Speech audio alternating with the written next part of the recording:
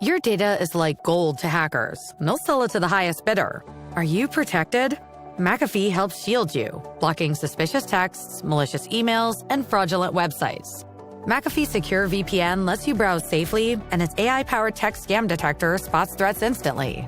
You'll also get up to $2 million of award-winning antivirus and identity theft protection, all for just $39.99 for your first year. Visit McAfee.com. Cancel anytime. Terms apply. When the game tips off, the NBA action is just beginning on FanDuel, America's #1 sportsbook. Because FanDuel is your home for NBA live betting. However you want to play, now is the perfect time to join. Make every moment more with FanDuel, official sports betting partner of the NBA. 21 plus and present in Virginia. First online, real money wager only. $5 first deposit required. Bonus issued is non-withdrawable bonus bets which expire 7 days after receipt. Restrictions apply. See terms at sportsbook.fanduel.com. Gambling problem? Call 1-800-GAMBLER.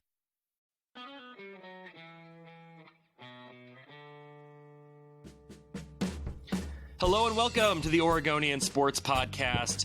Shaedon Sharpe breaks the internet edition. I'm Bill Oram, joined as always by Brenna Greene from Coin6, and for the first time by a new co-host. Yes! If you're not watching on video, one, you should be, and two, we have a new puppy in our house, Brenna. Bill showed up a bit late to the Timbers match on Sunday. And all of us were like, where's Bill? Where's Bill? Bill's supposed to be here. Where's Bill? And then you sat down and you said you made a questionable life decision and you showed me the photo and I said, everything is forgiven. You are absolutely allowed to be late. You know, it's funny. You really can't just go look at puppies. No. I thought that there was a chance that we were going to be able just to go look at puppies. That was something that I thought that I would have the backbone to do, to like be the law on this. Like, as much as my wife has talked about us getting a second dog for a while to be a companion for our older golden retriever. He's not old, but he's 4. This is another little baby golden. She's 7 weeks old. And we were standing on this farm outside of Salem on Sunday morning. And I was like, you know what? I don't care. Do what you want. And so we brought this little cutie pie. I'll show her again. This little cutie pie home to our ever expanding craziness.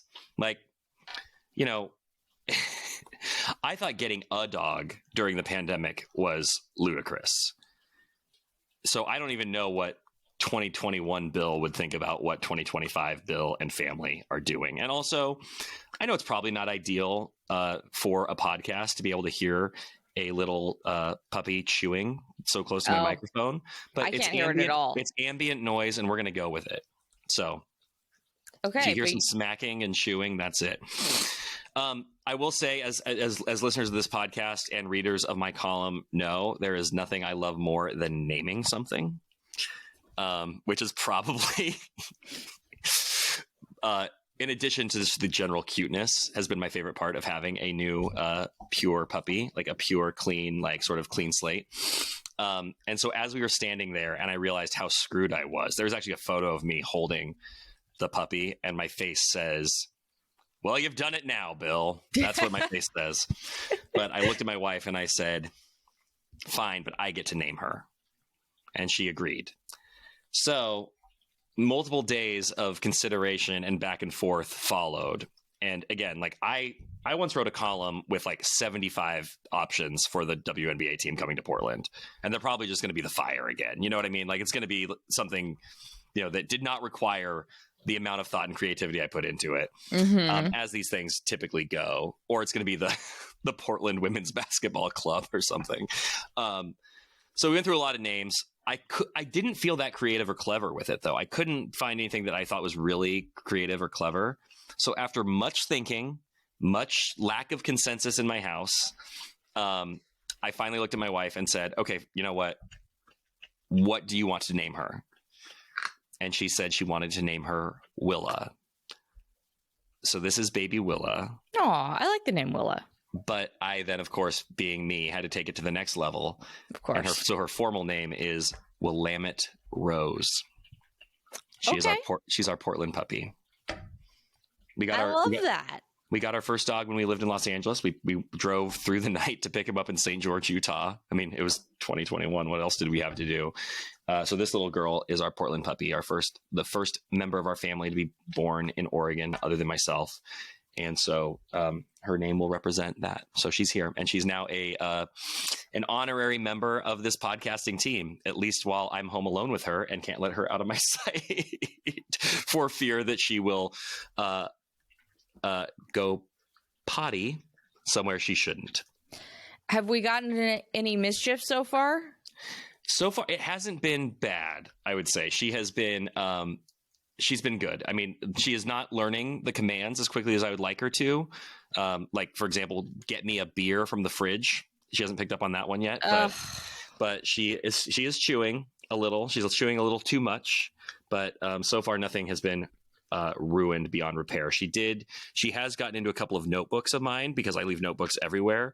But so when I see pictures, or when I see her with, like, you know, a page of lined paper hanging out of her mouth or a notebook in her mouth, I'm like, future journalist. She's a reporter at heart. She has a storyteller sensibility. So she is a little reporter. I tried very hard to think of a good, like, newspaper dog name, and I couldn't quite get there. It's harder for a girl. Like, you can't, I didn't feel like Edit was a girl's name, but you could have like, you know what I mean? It just didn't feel right. But yeah. So she is Willamette Rose, and she is here to stay. Again, if you are not watching on the YouTube, what are you doing? Like, this is where it's at. Change over immediately, okay? This is a sports podcast, which you know because I started by mentioning Shaedon Sharpe breaking the internet. Brenna, would you like to tell the people what you made of the dunk heard around the world? I'm assuming if you're listening to this podcast, you know what we're talking about, but if not, context clues. We're going to explain it here in a second. Go ahead. Yeah, I mean, I was not I saw Brooke Olsendam post something along the lines of, "Where were you when Shaedon Sharpe dunked?" So I think we'll take that approach to this. Okay, I like that. Shout out Brooke, former guest on this very podcast. There you go. So yeah, Brooke, you know, where I was at a high school doing a story shoot, and I got a text from Sean Hyken, and it just said, "Have you seen the Shaedon dunk?" And I was like, "No, I'm out on a shoot right now." He sent me the link, and it's one of those things where I watch it and I immediately just went, like, whoa. Mm-hmm. Just, you know, I don't know.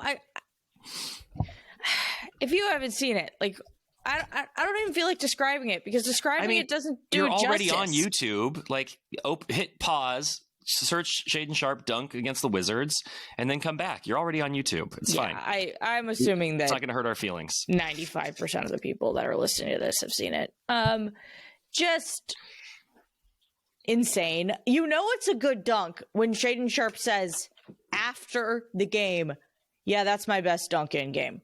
Because he's had some bangers for sure. And he's not one to really say that sort of thing. So when he gives it his blessing, it means it's pretty good. I really enjoyed watching people try to get emotion out of Shaedon about the dunk. In classic Shaedon fashion, they're like, describe dunking. Like, walk me through this dunk. And he was just like, "Yeah, I mean, I saw you was going to pass, so I cheated up and I got the ball. And then there was someone jumping up, and so I just avoided him and I dunked it." Like, that's literally, like, he treated it as if it was,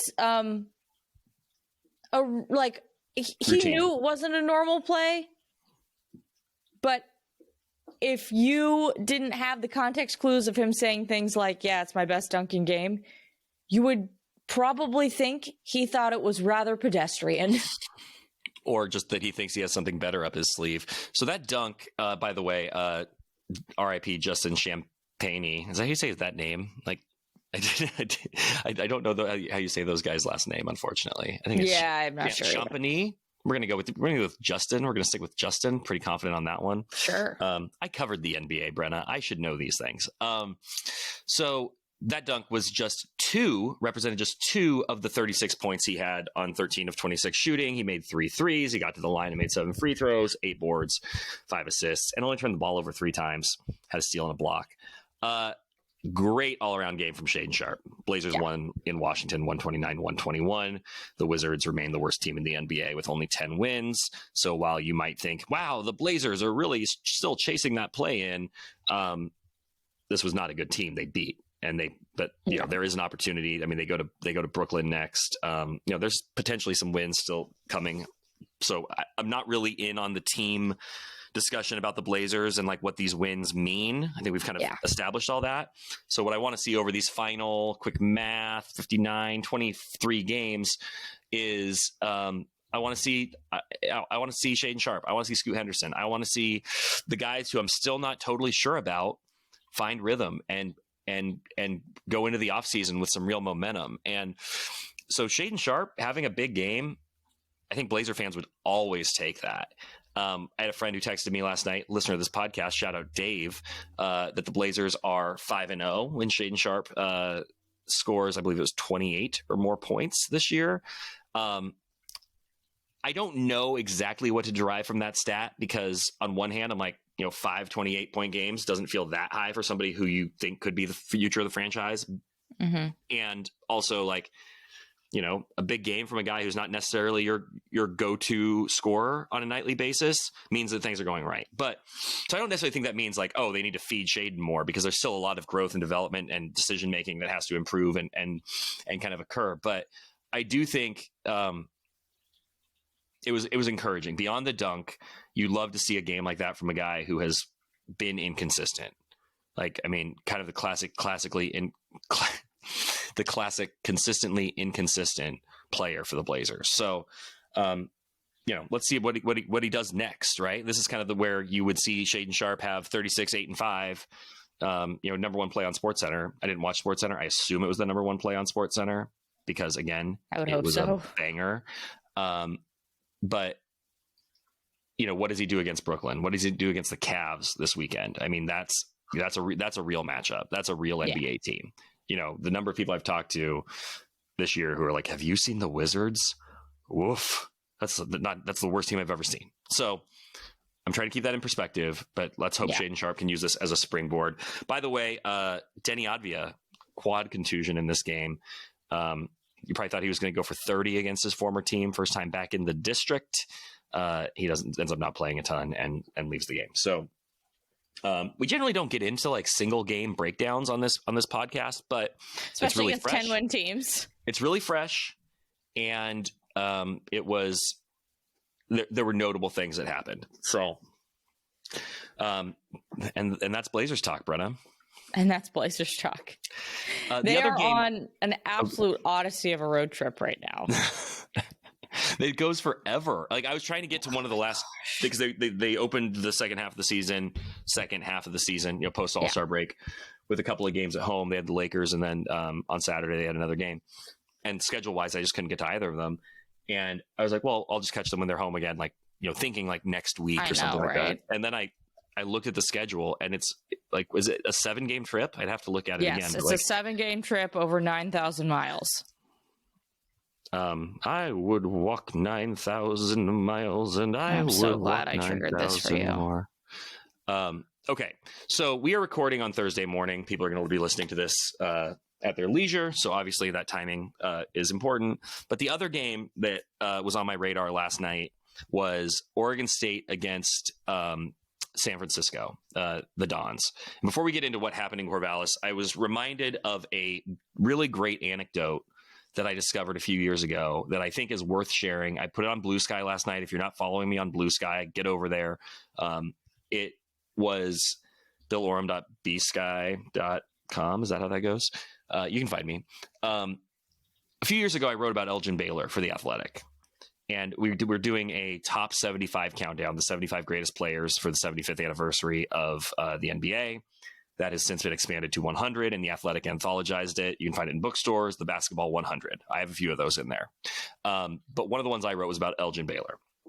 So I was reading his autobiography called Hang Time by Alan Eisenstock. And people probably know that Elgin Baylor played at Seattle University, had a great journey for how he got there, played at the College of Idaho, and then went to Seattle University. He's from Washington, D.C. But in 1956, Seattle U made the NCAA tournament, and in the Far West region was assigned to the Corvallis region at what we now know as Gill Coliseum. San Francisco was also in that region. And Brenna, I hate to put you on the spot, but do you know who was playing for the University of San Francisco in 1956? Bill Russell. Correct. Bill Russell was on that team. And so I know my WCC knowledge. You do. I shouldn't have had any doubts. Yes. And Bill Russell was a megastar at that point, for those times. And Elgin Baylor, was a star, but not to that level. And he had never met Bill Russell. So they're staying in the same Corvallis hotel room. And I don't have the autobiography. I was looking for it this morning, so some of these details might elude me. But he bribed a bellhop. A bellhop recognized him from magazine covers. He recognized Elgin from magazine covers. And Elgin gave this bellboy an autograph in exchange for Bill Russell's room number. And so Elgin Baylor, who had never met Bill Russell, went up to his door, knocked on the door. Bill Russell opens, introduces himself, invites him in. He obviously knew who Elgin was. Yeah. And they stayed up the whole night talking about, about a lot of stuff, like being, young black men in basketball, about trying to, make it to the NBA. Obviously they were both going to be in the NBA, and they ended up playing each other in the finals 9 times, and obviously Bill Russell won all those, and Elgin only got his ring after he retired, which is its own story. But it really just is one of those great little wrinkles of history that those two absolute icons, especially of that era, first crossed paths and first met in a hotel room in Corvallis, Oregon. You would never. I'm very much enjoying this history lesson. Continue. It's just really cool, and I found that to be very random, but also just I don't know, I just really enjoyed that connection to something, a moment that you wouldn't even ever think of, right? When did Elgin Baylor and Bill Russell first meet? Well, it was probably at the location of your favorite Dutch brothers, where your favorite Dutch brothers is now. So I thought that was really cool. It's also a really good autobiography, and I don't know how many people are out reading now deceased Hall of Famers autobiographies, but I really do recommend that one. It was really well done. Alan Eisenstock was the co-author on that and did a great job. So that's my history lesson. San Francisco was back in Corvallis. Sans Bill Russell, no Seattle. Oh, by the way, those teams did not meet, by the way, in the Corvallis Regional. Bill Russell and Elgin Baylor did not play because Seattle was eliminated by Utah. So, and in the autobiography, Elgin talks about being crushed that he didn't get the opportunity to play against Russell in that regional, in that NCAA tournament. Yeah. So last night, San Francisco in Corvallis again, playing the Beavers. WCCC regular season is wrapping up. This was just a big game for Oregon State, and they end up losing on a last second, play. San Francisco hits a 3, right? Yeah, to go up by 2. Rainbow of a 3. Right. So Oregon State takes a lead. There was a great bucket to go up by 1 by Isaiah C. And then San Francisco answers. There's 3.3 seconds left on the clock. And the Beavers end up losing on just a millisecond sort of issue, because Parsifala has a nifty reverse layup that he misses. That's a bucket that Parsifala, if you've watched the Beavers, makes all the time. That guy has incredible footwork, is money around the rim, ends up missing. Rebound comes back to him. He tosses it back up, and they review it. It was right after the buzzer. A half a second, maybe. Yeah. And I knew when it came out of his hands, though, he didn't get it. I didn't know. I wasn't as sure. Yeah, in real time. I was pretty sure. On the review, it's obviously crystal clear. In real time, I wasn't totally sure. Yeah. But so fine, no basket. Beavers lose. 2 interesting things. Well, there's a lot of interesting things. Wayne Tingle calls the timeout after they bring the ball up. They didn't use the timeout until they got the ball across midcourt. Wayne was adamant on the court that there should have been more time on the clock. Off the top of my head, I think there were 3.3 seconds left, and Wayne was like, I wouldn't say he was going ballistic, but he was strongly arguing there should be more time on the clock. Officials say no more time.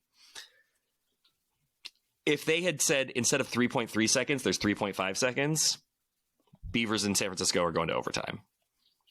Yeah. I don't think they're going to add enough time back, like that it was going to change like their approach to how they used that time. Like that was the play was the play.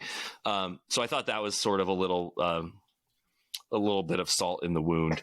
But bigger picture, Oregon State has 20 wins. They, have had, this is their best season since obviously the Elite Eight run. There has been pressure on Wayne Tinkle really ever since that 3-win team after the Elite Eight.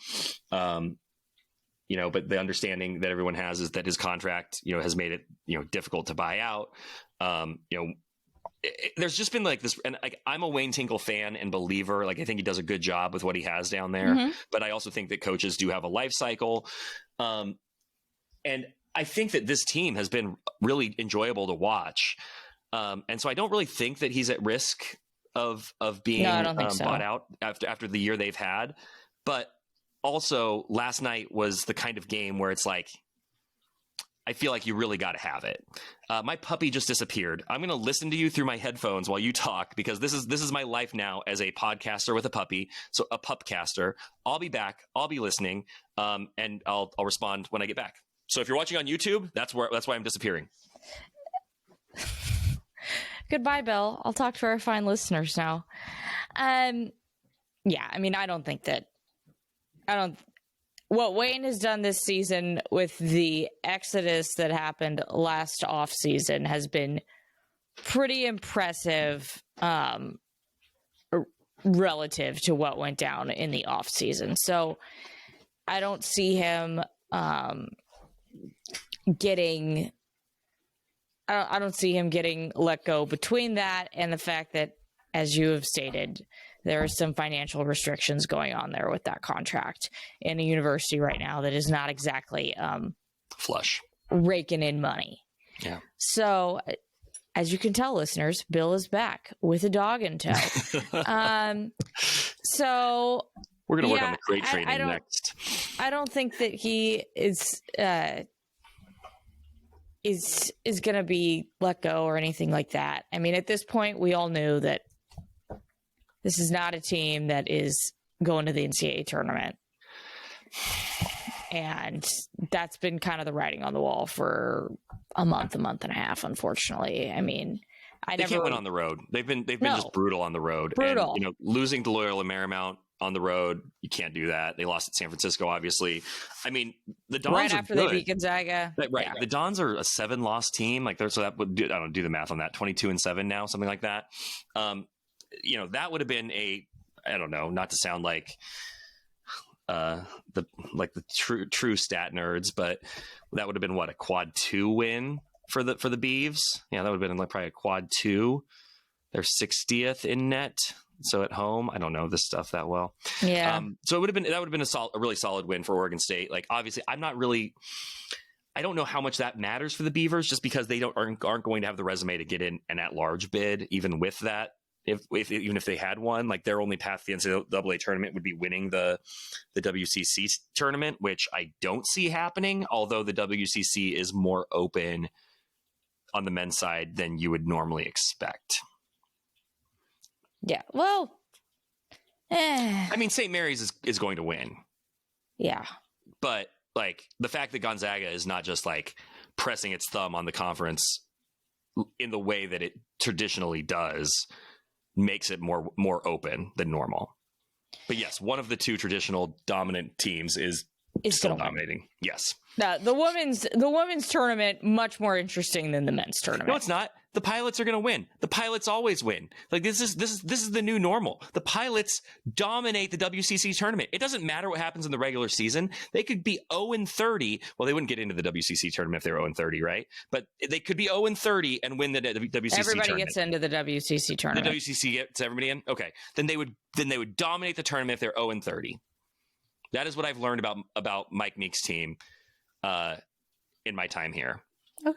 Well, I mean, and this is a good Pilots team too. So the Pilots are going to win. I'll say this: I've been there every season that they've won it. Come here, puppy. Come here, puppy. And Willa, come here, you're girl. trying to get a puppy. I got a cat on my lap now. This is a really animal-friendly podcast. We're so a mess as a group. What is your cat's name? Why do I not know this? Sequoia, named after the great redwoods. Yes, his litter for the ASPCA was named after trees, and I just kept it. I liked it. I thought it was a unique name for a boy, and you know what? It ended up being extremely apt because he is a large cat. He's like 15 pounds. No, don't go in there. Don't go in there, puppy. The other men's basketball team that I would like to bring our attention to is the mighty Oregon Ducks, the Webfoots, who what, you don't want to talk about Portland State or Portland? Well, I will say about Portland State. That's me to say. Portland State's in really good position in the Big Sky. That's great. I don't know if you've been following their situation, but they've got a big game this weekend against Montana,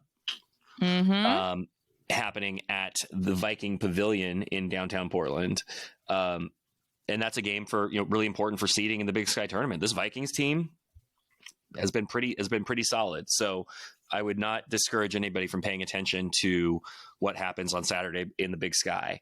And if you're in Portland, go check out the Vikes. They've been playing pretty well the last few weeks. Anyways, we've given both of our truly local teams their flowers. Now let's talk about the team that's going to the NCAA tournament.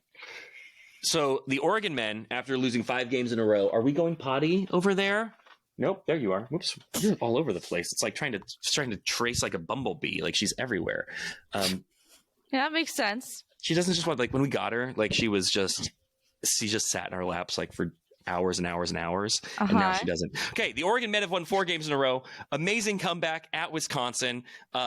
This team is really battle tested, obviously has great resolve, like a lot of comeback wins this year on the road in the Big Ten. Penn State comes to mind.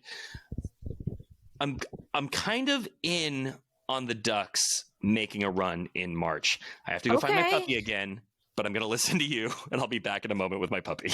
Sounds good. Really, if you're not watching on YouTube, you're missing out because I just went through a whole battle with my cat, basically trying to knock my microphone out of my hands. So we're both just going through it today. Yes, you. He's looking at me like, wait, are you talking about me? So, yeah, I can understand that. They're going to be in a difficult position, I would say, in terms of seeding.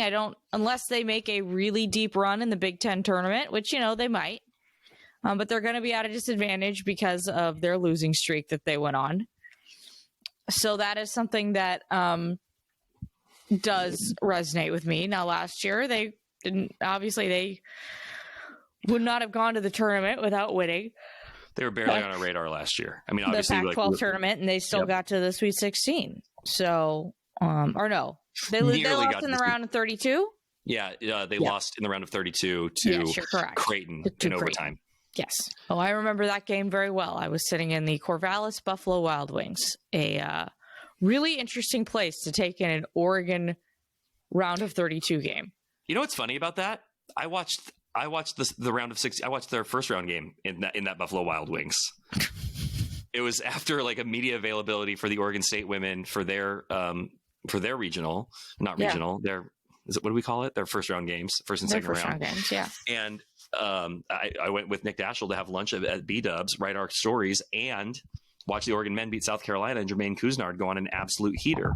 So that place favored by Portland media members, apparently. It's an easy place to eat in Corvallis. I don't know what else to say.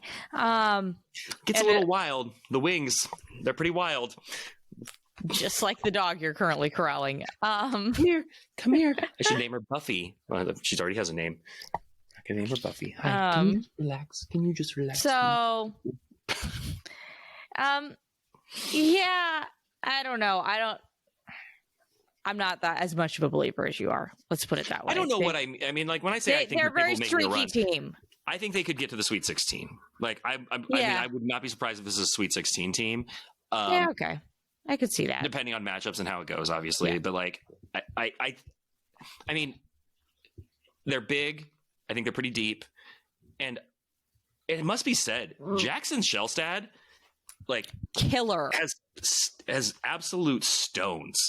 Like that dude is a hell of a clutch player, and you know, I mean, he's obviously a really good player, but like he is at his best in the final 3 minutes of a game, and like you just can't teach that. Like there's just not there's not a drill for that, and like the fact that he is able to rise in those moments and like bail his team out time and time again, like that screams NCAA tournament to me. Like it just feels like he's going to have, and maybe it's not this year, maybe it's next year. I mean, but he's going to have an NCAA tournament moment in his career at Oregon, I believe, because he's made for March. Yeah, no, I definitely could see him becoming an NCAA tournament like darling this year. Because he's also not somebody who like you look at him and it's like, oh, that's a basketball player. Right. So he has this approachability that I think people would really identify with and enjoy. So, I think that's a good thing to look out for. Man, you're so excited by this that it's putting you to sleep. So excited by this. You're battling a dog. I'm battling a cat. I have no idea how we're getting this together, how we're getting our lives together, but we're doing it. I'm on 4 hours of sleep. I still haven't fully packed for a bachelorette party. We're surviving as a podcast right now, guys. And that is all we are doing. Yeah, but I think we're bringing the heat. I think this is one of our best episodes yet. Well, I mean, obviously, we raise the bar every time. So interesting. Oregon men, interesting to keep watching. The Oregon women, obviously, keeping themselves in the mix. Here's the last thing I want to touch on. I think I have two more topics, if you'll indulge me, and I don't want to spend a ton of time on either of them. You spend more time in high school gyms and at high school sporting events than I do. And frankly, like you make it to more events than I do in general. What is your view on the state of sportsmanship in sports? I had a very interesting conversation last night, kind of about this, actually. And it didn't have anything to do with anything that had happened this year. But I was to keep names out of it. Basically, I talked to a coach last night who told me that sometime in the last few years, he had to make his team do lines at practice and make his team practice a handshake line because things were just kind of getting a little out of hand. And,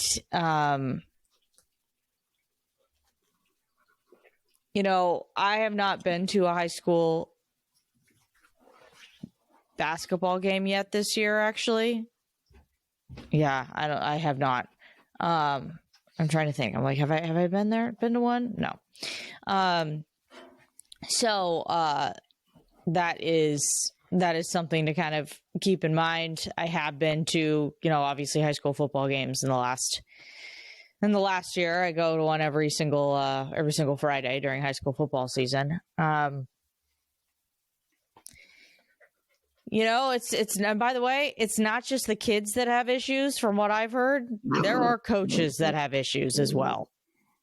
And then you don't even get into the stands. But I don't know.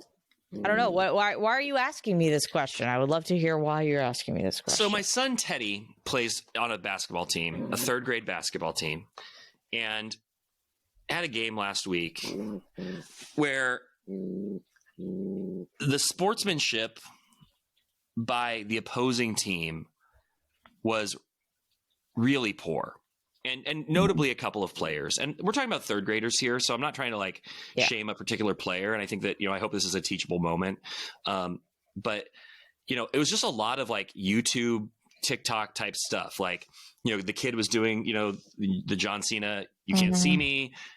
He was like, mean mugging. He was calling our players soft. He was, unfortunately, he was also being too aggressive. Like, aggression in basketball is great, but like, repeatedly elbowing, your defender in the chest, is not. And like, it was just, I just haven't seen a lot of that. And I realize it's only going to get worse as we get older, the thing, and the referees were in no way equipped to manage the game that was unfolding. Like, these are refs who expect to be, kind of like teaching the game a little bit as you go along, like just call fouls. Like, you just need to kind of like keep the decorum, the wheels on the tracks. They were in no way prepared for what was actually unfolding. And it was so frustrating because the opposing coach, who was a parent of a player on the team, of course, right? It's youth sports, did not seem to grasp what was happening. And I just, it led to a kind of ugly scene. Like, we had parents yelling, notably me, which is against the rules, but I was really concerned for the safety of the kids. One of our parents actually walked onto the court at a timeout to talk to the refs about what was happening in terms of the sportsmanship and the fact this kid was like, making faces at parents on our sideline, and not me. Like, he was like, looking over and being like, yeah, what's up now type thing. Yeah. And I was like, where are we getting this? And like, how do we fix it? And how does it come back the other way? And I don't know that it does. And I do love what the organization we're part of, they do a sportsmanship pledge for the kids before the game, and then they come over and they do a sportsmanship pledge for the parents, and I think that's terrific. I admit I was in violation of the pledge last weekend. I just don't know. I guess I just don't know where it goes from here, and I'm just interested in this as a topic. Player behavior, parent behavior. I mean, this is a tale as old as time, but you see the issue with the parent in Seattle, the hockey dad who went onto the ice and shoved the referees of his kid's game, who were also like, one of them was 12, shoves them. And like, I just think that you can't really put the toothpaste back in the tube, but we have, I feel like, sort of lost the rope a little bit when it comes to sportsmanship, both from the stands and on the court. Like, I don't object when I see like an NBA player taunt a little bit, or, like LeBron, who, is arguably the greatest player of all time. Not what I would argue probably, but arguably has a case. Every time he scores a tough basket, he does something that I would never want to see my kid do on a basketball court. Whether it's, he does the thing where it's like, he always does the shoulder thing. Like, I'm so strong. Like, and he is, but like, it doesn't offend me when LeBron James does it, but my kid is watching, and I just don't know how to convey. I mean, I wish my kid would watch more sports, but that's for another time. I don't know how to convey, like, when you make the NBA, you can do that. Yeah. But seeing this trickle down to, the youth level, then that becomes like part of your game. I think it is, it's just really unfortunate. And so that's why I was curious how much of that you were seeing out there in the streets. And thank you for letting me get this off my chest. I will say, Portland Parks and Rec, I did write a letter, and they were extremely receptive and responsive. And I would say I had a good experience with, them trying to nip it in the bud. Your face right now is like, you wrote a letter, like you're that parent. I was that parent, but like, I really, it's about the kids. No, I was not making a you wrote a letter face. I think I was making I'm on 4 hours of sleep space. So no, I don't. Hey, I like someone who takes action. That's great. I want the referees to be prepared for a situation like that, because like the other piece of this is that our team is undefeated. That team was undefeated. So I think there were some emotions about the fact that, someone was going to have to lose. Yeah. Wasn't us, by the way. Oh yeah, you do the shoulders. Okay. Last thing I want to talk about before we get out of here, get you on an airplane. I didn't make it downtown yesterday for the announcement, but Portland State is going to play a football game next year back at Providence Park for the first time in 7 years. I'm not only bringing this up because that game will be against the Montana Grizzlies, but because I think it is a good move by new AD Matt Billings. Matt Billings replaced John Johnson. He's a longtime administrator at Portland State, left, came back to work for John Johnson and JJ, and was elevated to the position. I think it's a small step, and I hope it is a sign of more to come. I do not buy that having a game there or even one game a year is going to get people to buy in on Portland State football. Yeah. But I am encouraged that they got this done, that the Vikings are having productive conversations and productive outcomes, positive outcomes from conversations with the Timbers, because I don't think that has always been an easy relationship, obviously. So I'm glad that things are trending back in that direction.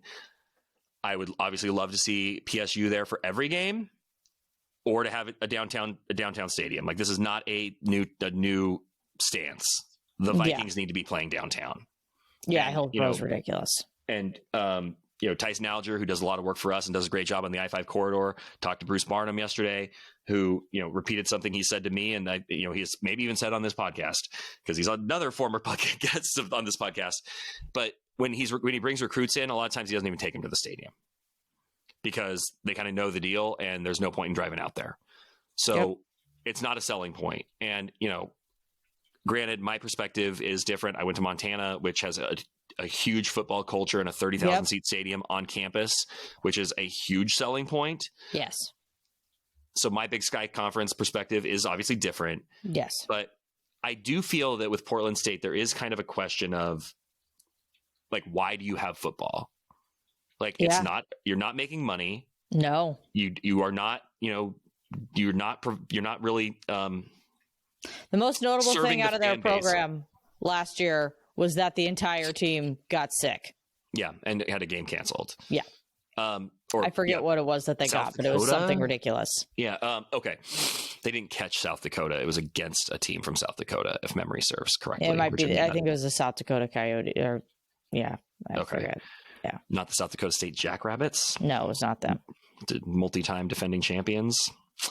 And this is not a Portland State should get rid of football, lecture. I don't think that's the case. I think you need to figure out how to, and I had a great conversation with Matt Billings back in November, and I never wrote about it, but I think he has creative ideas. I think he is a sharp guy. I think he's obviously super well intentioned. The question really is, can anybody succeed in that job? And what does that look like? Yeah. And I don't think the status quo can be success. And so no, but again, like, who's going to step up and say, I will fund a stadium for Portland State downtown? Like, I will, because there's a version of this. Like, they could have a multi-use stadium on campus at that Stott field where they practice. Like, there are plans for a stadium where they basically put it in perpendicular to where the field currently is. Like, they could do a 10,000 seat stadium there. Maybe it's a little smaller than that.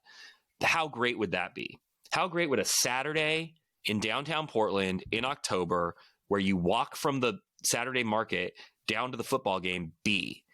Like, I understand that, like, on most Saturdays, everybody's going to be going to either Corvallis. Everybody who wants to go to a football game probably already has somewhere to be. But, like, I would take my kids to games at Portland State because it's close, because it's easy. Like, if I was not at work on Saturdays, I would be taking my kids to football games at Lewis and Clark, which is relatively close to where I live, because it's close and it's easy and it's a good experience for the kids, because the kids don't care. So, like, I think Portland State, which talks all the time about wanting to be part of, like, the revitalization of downtown, needs to figure out how to plant its flag in downtown from a football perspective. The Viking Pavilion, where the basketball teams play, is gorgeous. It is the nicest basketball venue in the city, if not the state. It is a spectacular venue. Mm-hmm. Figure out what the football equivalent of that could be. I think my thought when I saw this announcement, well, I have multiple thoughts. My first thought was, if you want to put a game downtown, because it's not like everyone around here is like, you know, Big Sky football aficionados. Yeah, I accept that. Maybe don't put it against one of traditionally the best teams in the Big Sky. See, I disagree. Okay. And so the carve out I would have here is, you don't want to play a game at the stadium and only have 3,000 people there. Yes. So if you do it against Montana, and I understand, listen, there's going to be more Montana fans out there than there are going to be Portland State fans. And that had to be a consideration, and maybe it's a little bit of like not a great look. I do accept that, but you want butts in the seats. You want people seeing Portland State football. You want people seeing your product. And so I think you accept the fact that a lot of the fans that are there are going to be Montana fans, just to put butts in the seats. Also, like, you probably, you know, to make the deal with the Timbers, like, it's like the Timbers aren't going to, like, you know, have all their vendors there and blah, blah, blah, blah, blah, and all the stuff that goes into that deal if you're going to use up their resources and only have 2,000 people there. That's fair. That's a point I will accept. First of all, are there that many Montana football fans around here? I think Montana fans will travel. Like, I don't know. I mean, to Portland? Yeah. And there's a huge alumni base here. I think that they will travel from, you know, miles around. But I mean, you know, people in Montana already drive like 10 hours every Saturday to go to a Montana football game. Like, it's just part of the culture. I mean, you know this, obviously. But yes. Like, so I think if you are a Montana fan in Seattle, for example, why would you just go to Missoula instead? Because I think there's a novelty to a game in downtown Portland. Okay. Like, the Grizz are excited. The Grizz can market it. Like, I'll be curious to see. And I think I saw that Tyson wrote that, you know, that mark me as a hater. That 10,000 fans being there would not be a success. They want more. I don't know if they're going to get like 20,000 people. That seems very hard to imagine. But if you got 10,000 people there, I think that'd be terrific. Like, when was the last time there were 10,000 people at a Portland State football game? I guess my thought is this. It certainly was when they last played in the stadium and had a good team. And as always, when I say these sort of things, I would love to be wrong. But the odds would tell you that the spread on that game is going to be generous towards Montana in that situation. And so then you are putting a product out there in front of people who maybe don't watch your program as much. And it's going to be,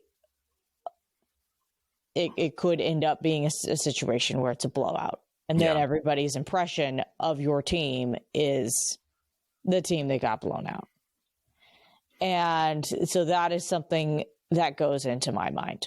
I think that's fair. I think that is fair. But I think I would still rather see Portland State get blown out at Providence Park than not be at Providence Park. Okay. I mean, I think that would just, I mean, I think ideally you'd want to play a good team and win, obviously.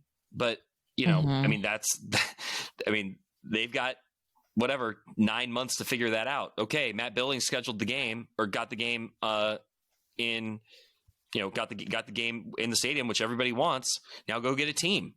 You know, like, Barney's got spring ball. There's another run of the transfer portal. Now go get a team? Yeah. Oh, like it's that easy. No, I'm just saying, like, now it's Barney's job to coach a team that is going to be I'm in that game. When has he done that recently? I'm sorry. I mean, listen, the Vikings are not I'm not trying to say that this is a championship level football program, but Barney has done reasonably well with, like, they have been competitive. His contract was up this year. Yes. Do you think he deserved a contract extension? I think it is that I'm going to push this to another podcast. I think it is a complicated question. I would have been fine either. I was fine either way. Like I actually probably would have moved on to answer your question. I mean, but I also do feel that that is a difficult job. It's not to say that nobody could do it. I think he has done a lot of things really well, and his teams are competitive. And he is. I mean, didn't they beat did they beat an FCS team this last year or not? I feel like they did. Wait, an FCS team? No, an FBS. FBS? Yeah. No. Hold on, I just need to look at what happened last year. Now we're both doing the fun little. Okay, what has happened in this? Because I had it in my brain of. Oh wow, they were bad this year. Okay, they were worse this year than I remembered. I mean, they had a game that kind of got stolen from them. The South Dakota game that they didn't get to play, or. No, there was a game where there was some issues at the goal line right as time expired, yada, yada, yada. It must have been the UC Davis game because that was 27-26. Yeah. Davis was good. Okay. So, this is more Portland State, state of the football program than we have time for. Agreed. They were worse last year than I realized. They only had 3 wins. So I stand moderately corrected on that. Yeah, I would need to. I had it a few months ago in the back of my brain the last time they had a winning record. Yeah. But I can tell you it's been at least 7 years. I agree. I understand. I think there's a lot of factors. Yeah. I think also you are not just competing against, your schedule. You're also competing against expectations, which are very low. All right. On this uplifting note, I'm excited for the game. This is where I'm going to leave it. I'm excited for the game at the stadium. I'm glad they're back there. Good work, Matt Billings, Bruce Barnum. Good luck. Can we agree on all those things? I think ultimately it doesn't do much for me considering the trajectory of the program over the last half a decade. Okay. So I think that there's just bigger fish to fry right now. I agree. And so you mean within the Portland State Athletic Department?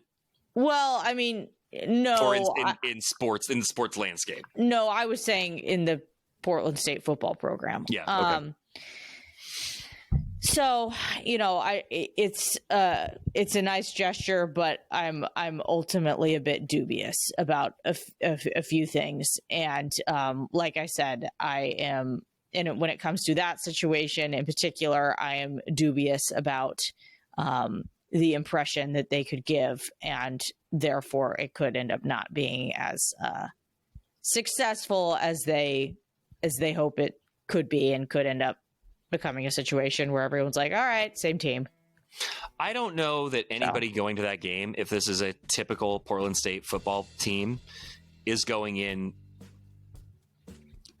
thinking they're going to win, pinning their experience on whether Portland State wins or loses. Yep, that's fair too. Brenna, I love that we do this. I don't know where my puppy is. She's been gone for the last 15 minutes. I don't know what I'm going to find when I go upstairs in my house. So I need to go. Godspeed, my friend. This has been the Oregonian Sports Podcast. Thank you so much, everybody, for listening. Thank you for sticking with us through our various animal issues in our respective households. We'll be back next week with more stories from the Oregon sports landscape. For Brenna Greene, I am Bill Oram. Sorry. Thank you for listening.